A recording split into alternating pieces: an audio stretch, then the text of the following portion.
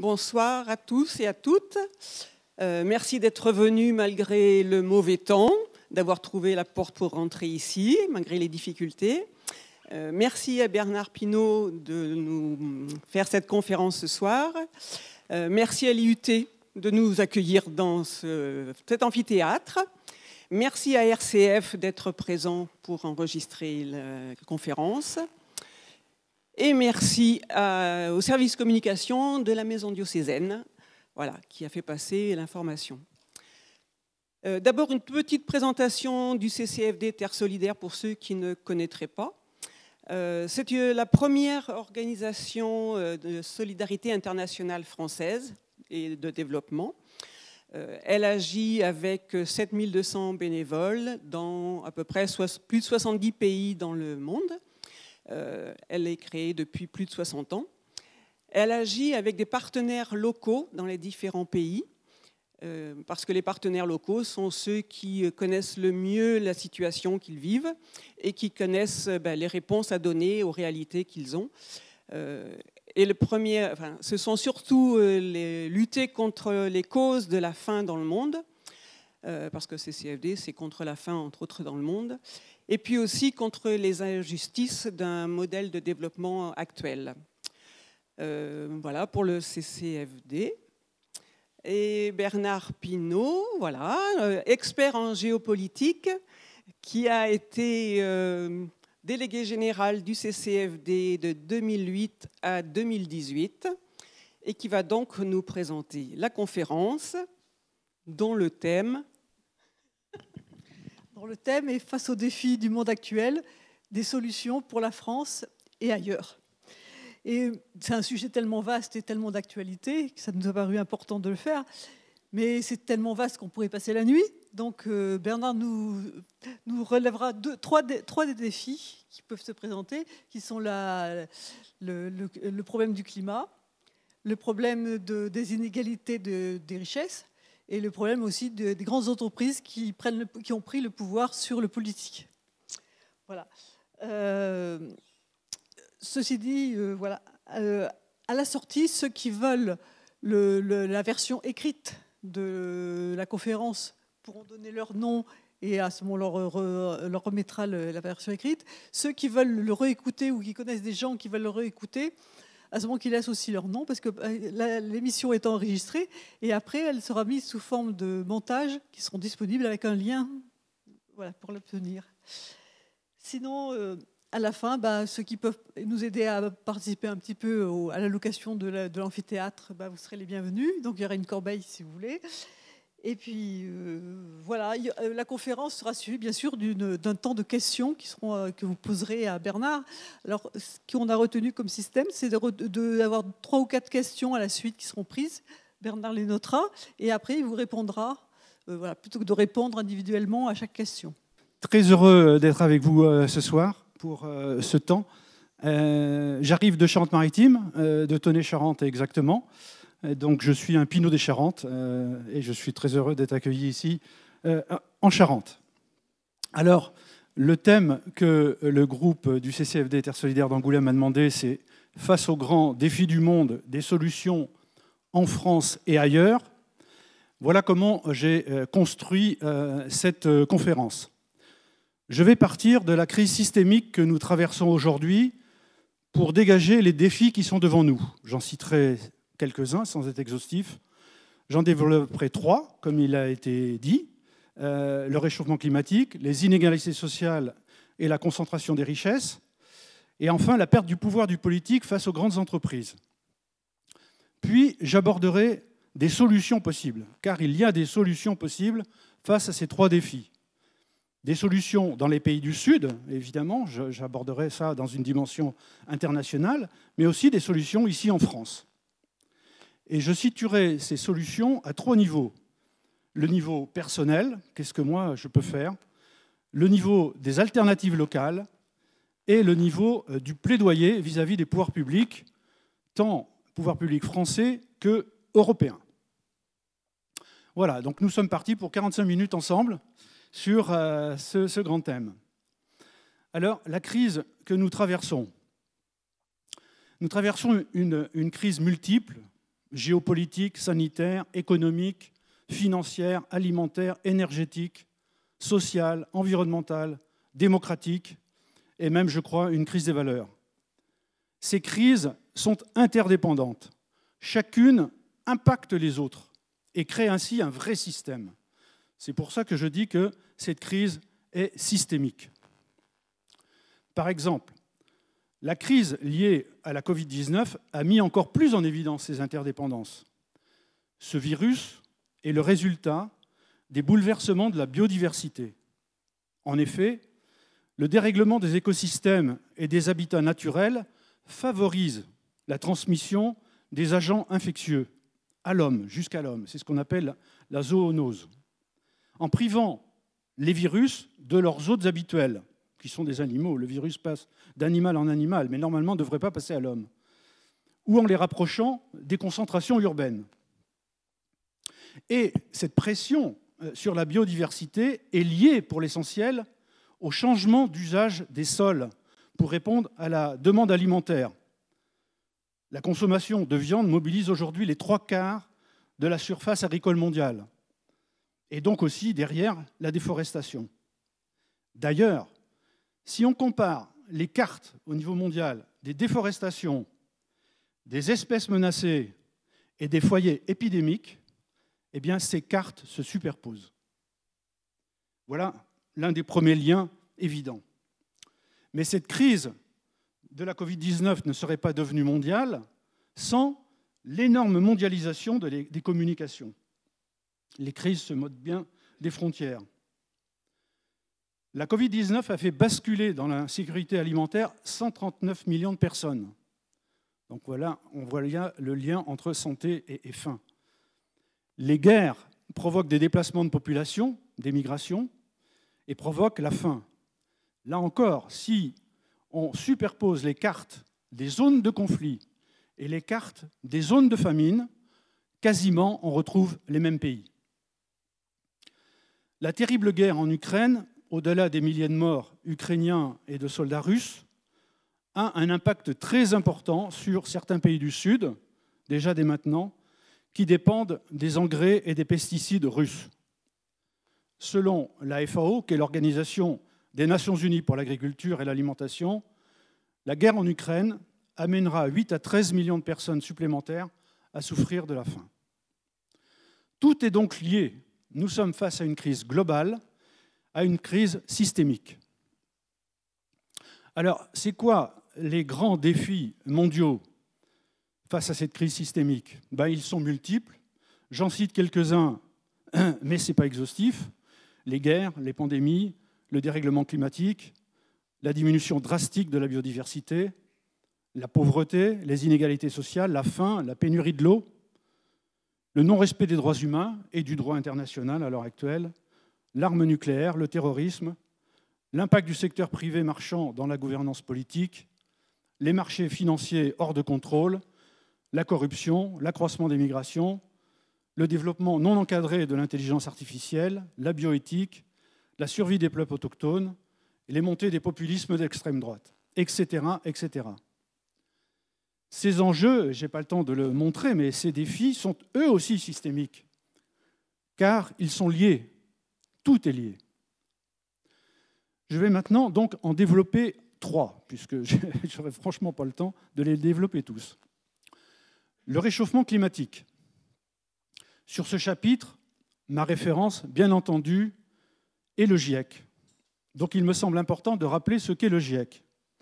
Le GIEC, c'est le groupe intergouvernemental d'experts sur l'évolution du climat. Il a été créé en 1988 par l'Organisation météorologique mondiale et par le Programme des Nations Unies pour l'environnement. C'est en fait une association d'États, 195 États en 2021. Ces États décident de rassembler des scientifiques bénévoles du monde entier qui produisent des rapports pour éclairer les gouvernements sur le changement climatique, ses effets et les politiques possibles pour y répondre.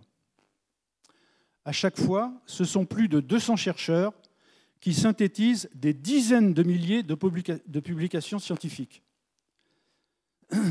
ces chercheurs ont produit 6 rapports en 30 ans, et le 6e rapport, comme vous le savez, est sorti il n'y a pas longtemps, et il est sorti en 3 volumes. Alors, le réchauffement climatique, où en est-on? Ça, c'est le contenu du premier volume du 6e rapport du GIEC. Alors, que dit-il, ce premier volume du 6e rapport du GIEC? Il dit que entre 1850, donc le début de l'ère industrielle, que l'on situe à 1850-1900, entre 1850 et 2019, la teneur dans l'atmosphère des 3 principaux gaz à effet de serre ont cru de 47% pour le gaz carbonique, de 156% pour le méthane et de 23% pour le protoxyde d'azote. Il nous dit aussi que les 10 dernières années ont été 1,1 degré Celsius plus chaudes comparées aux années 1850-1900. Ce réchauffement étant plus important au pôle et plus important en altitude. Au niveau mondial, la décennie 2010-2019 est la décennie la plus chaude jamais observée. Et d'ailleurs, chaque décennie successive depuis 1980 a été plus chaude que la décennie précédente. Donc depuis 1980, chaque décennie est plus chaude que la décennie précédente. En France, les 5 années les plus chaudes depuis 1900 ont toutes été enregistrées au cours des 10 dernières années. 2022 battra très certainement tous les records. L'été 2022 a été le plus chaud jamais enregistré en Europe, plus 1,34 degré par rapport à la moyenne 1991-2020. Et je pense que octobre a été l'un des plus chauds et novembre, ça va être aussi la même chose. Il y a donc indéniablement un réchauffement de la température. Alors, je voulais vous présenter après, évidemment, le bilan de la COP 27 de Sharm el-Sheikh en Égypte, sauf que ce n'est pas fini, car ils n'arrivent pas à se mettre d'accord. Et donc, ils ont décidé d'une journée supplémentaire. Mais je vais vous dire quand même quelques mots de là où on en est. Tout d'abord, un rappel.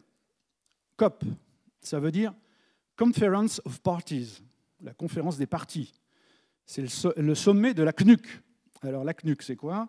C'est la Convention cadre des Nations Unies pour les changements climatiques qui est née en 1992. C'est donc un instrument de l'ONU. Alors vous savez que les accords de Paris sur le climat de la COP 21 en décembre 2015 donnaient comme objectif de limiter l'augmentation de la température de 2 degrés et, si possible, dit le texte, de 1,5 degré Celsius entre la période pré-industrielle, donc 1850-1900, et 2100. Car au-delà des 2 degrés d'augmentation, les dérèglements risquent d'être irrémédiables, voire incontrôlables. Or, la température moyenne globale a déjà augmenté de 1,1 degré Celsius. Alors, on en est où des engagements des États? En fait, à l'accord de Paris, dans l'accord de Paris, il était décidé d'une clause, ce qu'on appelle une clause de revoyure, c'est-à-dire on décide de revoir et de représenter des engagements. Cette clause de revoyure devait avoir lieu 5 ans après la COP 21, donc elle a eu lieu à la COP 26, 21 plus 5, 26, sauf qu'on a vu que les engagements étaient très faibles.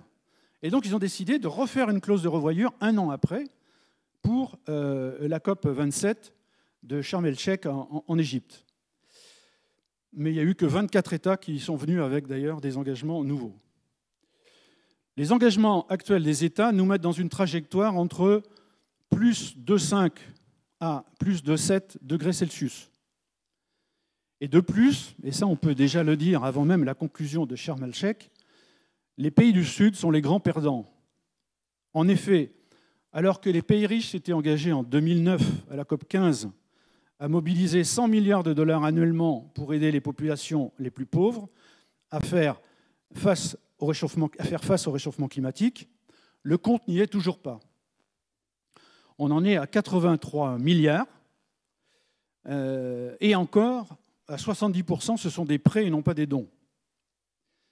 Et alors de plus, et c'est la grande bataille de cette COP27, les pays en développement demandent un mécanisme financier additionnel pour ce qui est appelé les pertes et dommages causés par le réchauffement climatique.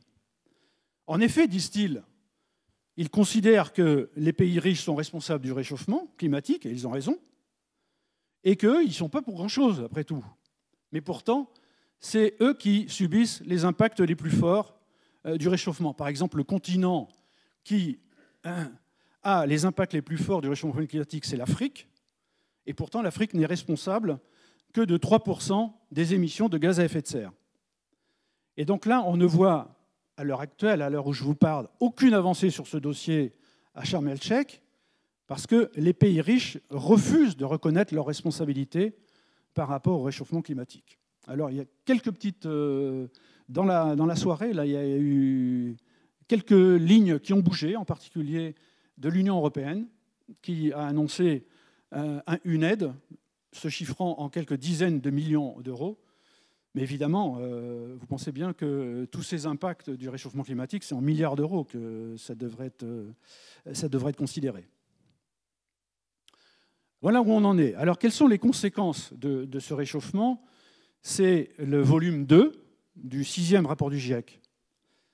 Il montre, ce volume 2, que le réchauffement climatique est plus rapide que prévu, que ce que les scientifiques eux-mêmes avaient prévu. Les phénomènes météorologiques et climatiques extrêmes sont plus fréquents et sont plus violents que ce qui avait été constaté lors du 5e rapport du GIEC en 2013.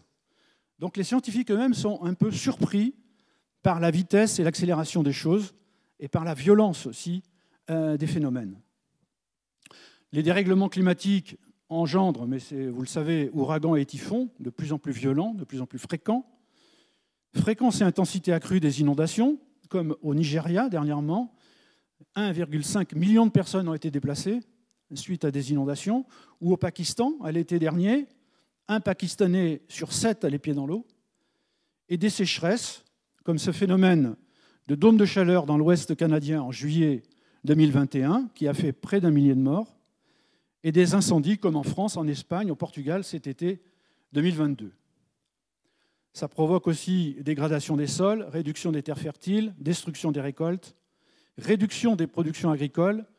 Le GIEC anticipe une réduction des rendements des principales cultures, blé, riz et maïs, de 2% chaque année. Fin, à plus de 2 degrés Celsius, 183 millions de personnes supplémentaires pourraient souffrir de sous-alimentation. Manque d'eau douce, et la France commence à être, elle aussi, en tension hydrique. Élévation du niveau de la mer. Actuellement, il est de 4 mm par an. La montée du niveau des océans depuis 30 ans approche les 10 cm. Et ça, en Charente-Maritime, on commence sacrément à le voir. Réchauffement des océans, qui réduit leur capacité à absorber nos émissions de CO2. Or, actuellement, les océans absorbent 30% du CO2 émis. Fonte des glaciers des montagnes et des pôles. Disparition sans précédent d'espèces animales et végétales. De très nombreuses espèces sont menacées d'extinction.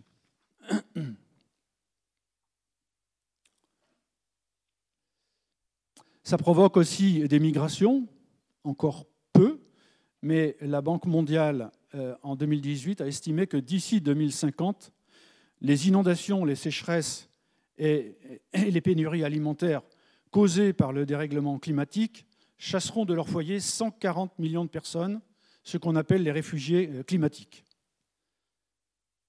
Voilà, etc., etc. Nous sommes donc bien face à une crise écologique majeure sans précédent, c'est indéniable. Et ces impacts du réchauffement touchent d'abord les populations les plus pauvres, qui sont pourtant les moins responsables. C'est ce qui est en train de se dire à Sharm el-Sheikh. Ainsi, l'Organisation mondiale météorologique, dans un rapport paru à l'été 2021, recense 110 000 catastrophes dans les 50 dernières années qui ont fait 2 millions de morts à 91% dans les pays du Sud. Alors, quelles sont les causes ? Le rapport du GIEC l'affirme, 100% du réchauffement climatique est dû aux activités humaines.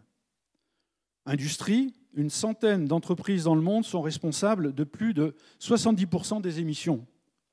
Transport, etc. Donc aujourd'hui, c'est un fait établi sans équivoque. Les causes du réchauffement climatique sont dues à l'homme. Alors, face à ça, y a-t-il des solutions? Oui, il y a des solutions. C'est le volume 3 du 6e rapport du GIEC. Donc, le GIEC fait dans son volume 3 des propositions, émet des idées sur les solutions possibles. Émet des idées donc au gouvernement.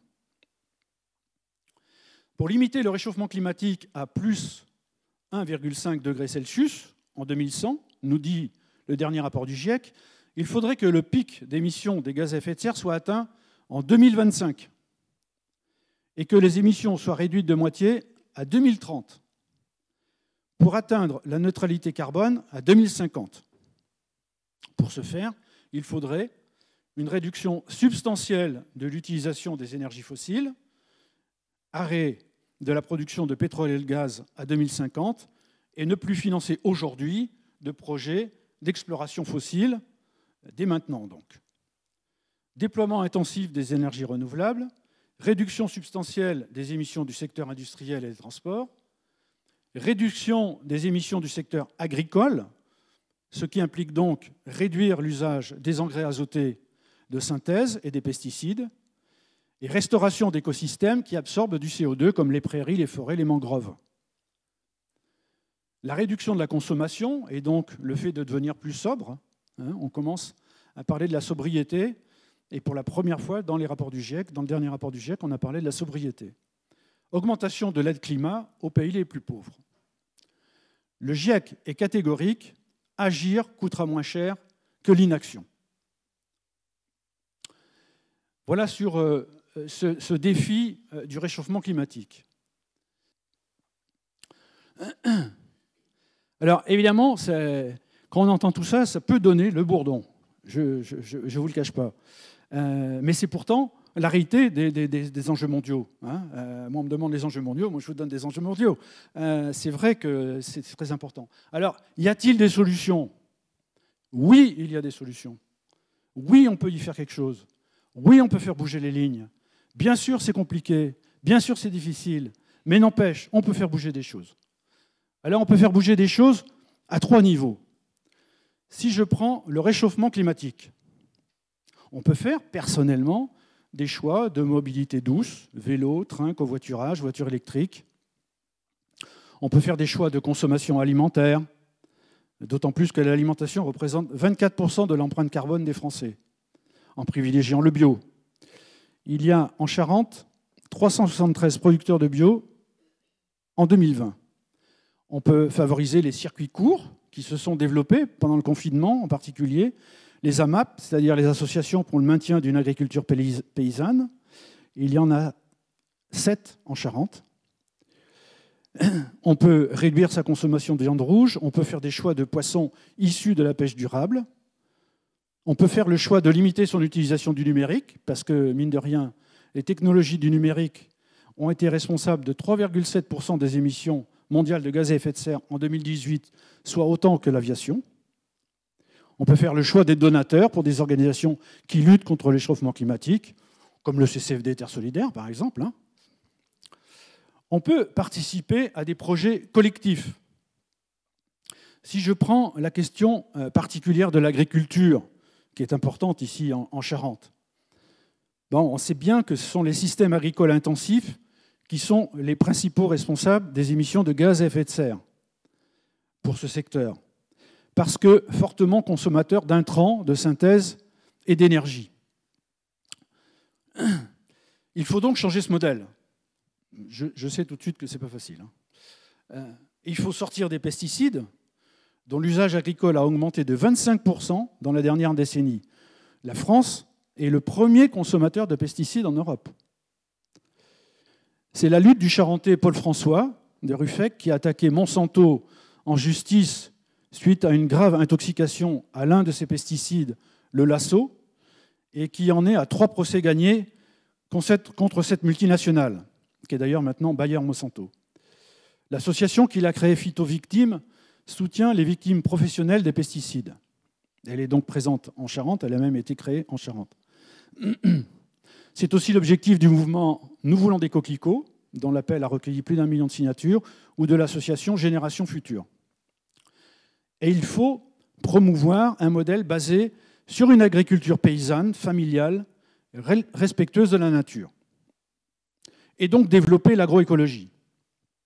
Alors, l'agroécologie, c'est quoi? C'est une agriculture qui repart des pratiques et connaissances traditionnelles, fertilisation naturelle des sols, lien maraîchage-élevage pour la fumure, etc., qui mise sur le potentiel des écosystèmes et des cycles naturels de la biomasse, qui adopte des modes de production plus respectueux de l'homme et de la terre, qui travaille à l'accroissement de la biodiversité en évitant les monocultures, qui utilise un couvert végétal pour limiter l'érosion, comme les paillis par exemple, qui cherche une fertilisation obtenue à travers de moyens d'engrais verts, de compost, qui fait des traitements phytosanitaires naturels, qui optimise l'utilisation de l'eau, qui travaille agroforesterie, agroécologie, avec l'élevage couplé à la production végétale.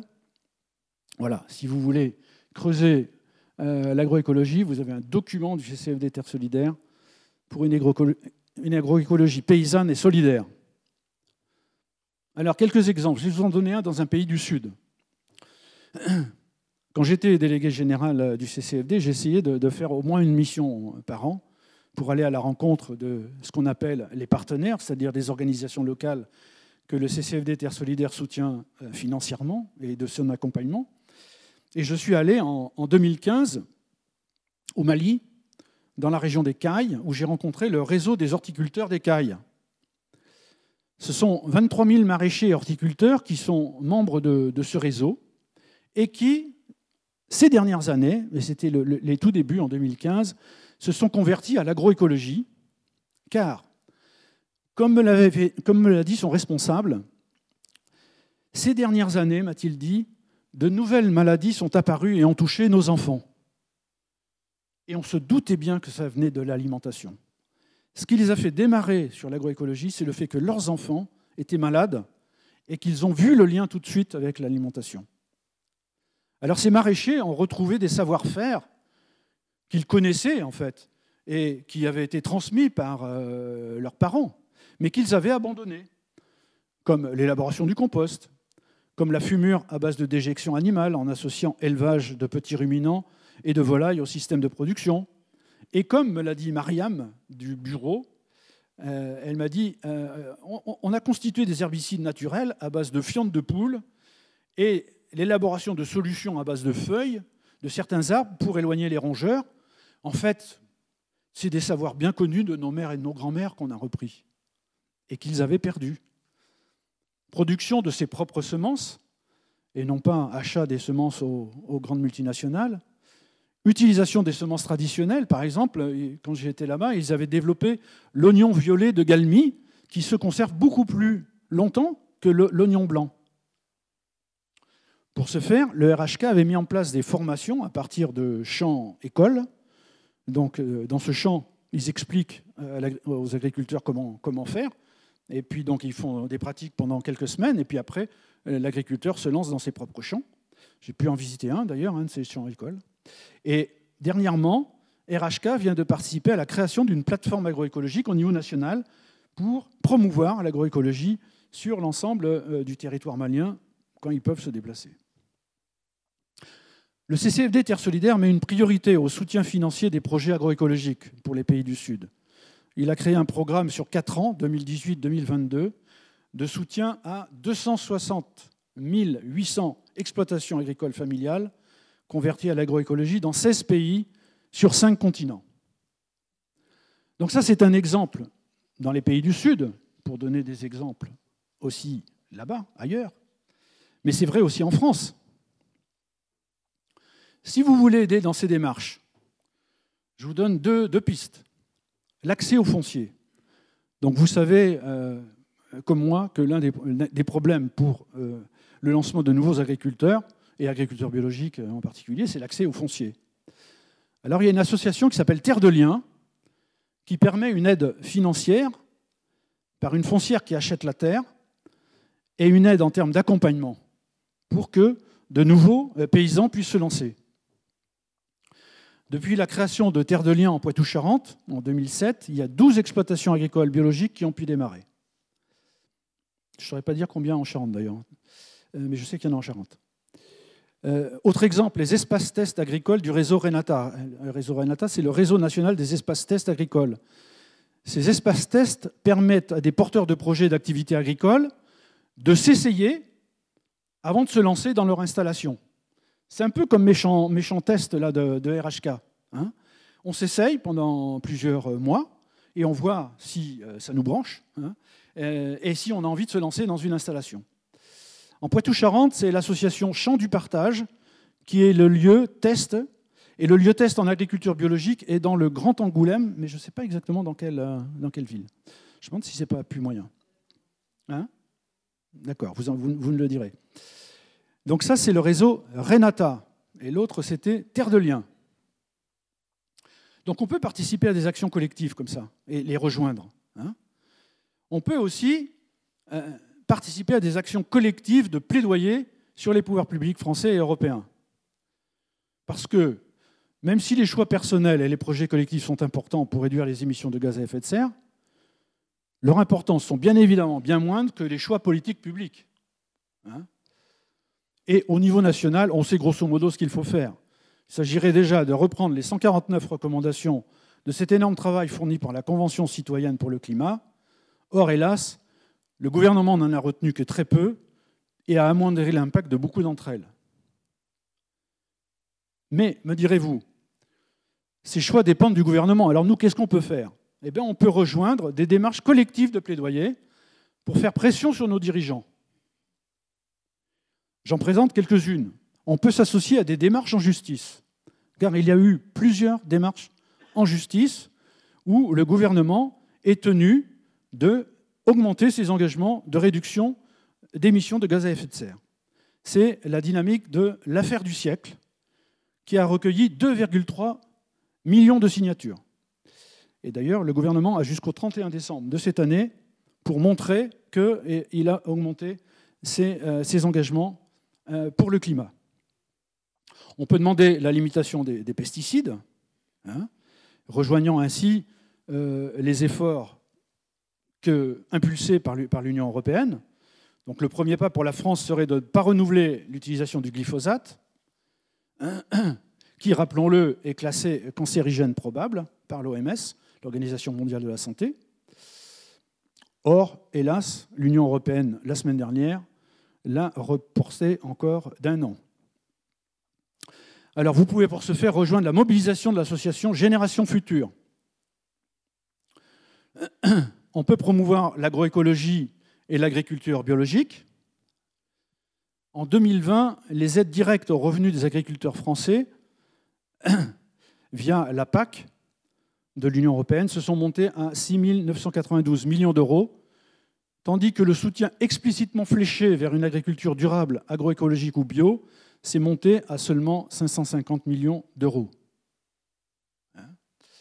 Alors, pour montrer qu'on peut faire bouger des choses, vous savez que la mise en œuvre de la nouvelle PAC 2023-2027 est laissée à la libre interprétation des États membres dans leur plan stratégique national, dont chaque État décide d'un plan stratégique national, qui est l'interprétation de la nouvelle PAC, mais qu'il doit quand même soumettre à Bruxelles. Ainsi, la nouvelle PAC a instauré une conditionnalité verte renforcée sur un quart des aides directes. C'est ce qu'on appelle les écorégimes. Donc le plan stratégique national français, soumis à la Commission européenne fin 2021, faisait en sorte que les agriculteurs français puissent continuer à bénéficier de cette enveloppe verte sans pratiquement modifier leurs pratiques grâce à une nouvelle labellisation appelée haute valeur environnementale et qui impose que peu de contraintes aux agriculteurs. La société civile s'est mobilisée à travers une plateforme qui s'appelle « Pour une autre PAC ». Elle a interpellé la Commission européenne pour qu'elle demande à la France de rehausser ses ambitions environnementales, et c'est ce qui s'est passé. Là, Bruxelles a retoqué le plan stratégique national français, et la France a été obligée de revoir sa copie et de rehausser la rémunération de l'agriculture biologique. Voilà, on peut faire bouger les lignes.